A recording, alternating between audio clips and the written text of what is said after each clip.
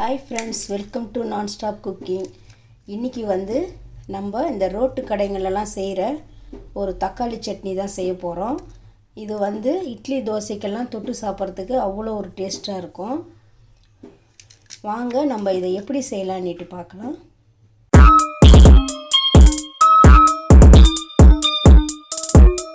இப்போது ஒரு மிக்ஸி ஜாரில் 3 மீடியம் சைஸ் வெங்காயம்,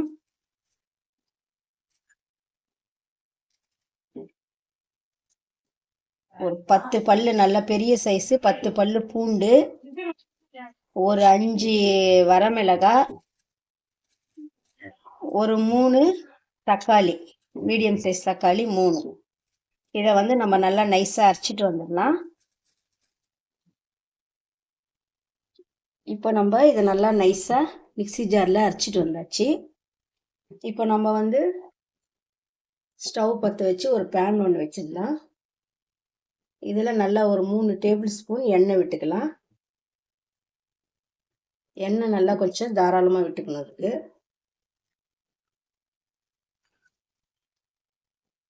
இப்போ இதில் கடுகு உளுத்தம்பருப்பு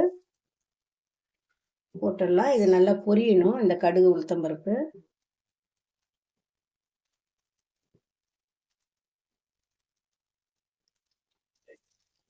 இந்த சட்னி நம்ம ஒரு வாரத்துக்கு கூட வச்சு சாப்பிட்லாம், கெடவே கெடாது.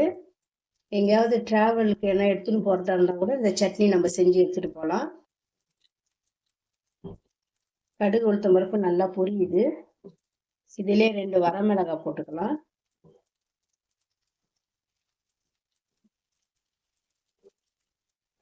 இப்போ கடுகு உளுத்தம் பருப்பு பொரிஞ்சிச்சு. கொஞ்சம் கறிவேப்பிலை போட்டுடலாம்.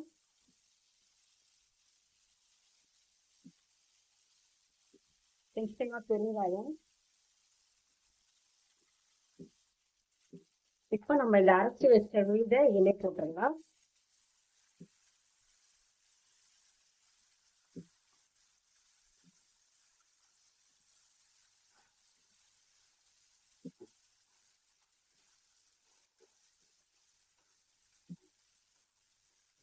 இப்போ நம்ம தீ கம்மியாக வச்சு நல்லா இந்த பச்சை வாசனை போகிற அளவுக்கு நல்லா நம்ம கொதிக்க வைக்கணும். தண்ணிலாம் ஊற்றக்கூடாது. இதில் இந்த வெங்காயம், பூண்டு, தக்காளி இதோடைய பச்சை வாசனைலாம் நல்லா போகணும். இது அப்படியே சிம்மில் வச்சே நல்லா இதை கொதிக்க வைங்க. இது இப்போ நல்லா கொஞ்சம் கொதிச்சு வரட்டும். இந்த எண்ணெய்லாம் வெளியில் வரணும்.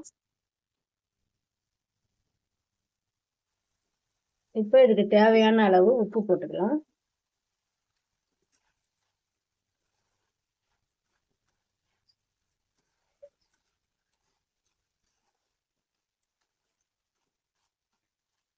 இட்லி தோசைக்கெல்லாம் இந்த சட்னி செஞ்சு கொடுத்தீங்கன்னா எப்பயுமே எந்த சட்னியுமே கேட்க மாட்டாங்க. இதே சட்னியை தான் செய்ய சொல்லுவாங்க. அந்த அளவுக்கு இது டேஸ்டாக இருக்கும். பாருங்க, எண்ணெய்லாம் நல்லா பிரிஞ்சு வருது. பாருங்க, இப்போ நல்லா இந்த சட்னியில பச்சை வாசனைலாம் போயிடுச்சு. நல்லா எண்ணெய்லாம் எப்படி நல்லா வெளியில வந்துடுச்சு பாருங்க. இந்த சட்னி நம்ம சட்டுன்னு செஞ்சிடலாம், சீக்கிரமா ஆயிடும் வேலை. பாருங்க, ரெடி ஆயிடுச்சு. இப்போ இந்த சட்னி நல்லா சுட சுட இட்லி செஞ்சு இந்த சட்னி தொட்டு சாப்பிட்டா அவ்வளோ ஒரு டேஸ்டா இருக்கும். இந்த சட்னியை நீங்களும் இதே போல செஞ்சு பாருங்க. செஞ்சு பார்த்துட்டு எப்படி இருக்குன்னு கமெண்ட்ஸ்ல சொல்லுங்க. இந்த வீடியோ உங்களுக்கு பிடிச்சிருந்தா லைக் பண்ணுங்க, ஷேர் பண்ணுங்க, கமெண்ட் பண்ணுங்க, சப்ஸ்கிரைப் பண்ணுங்க.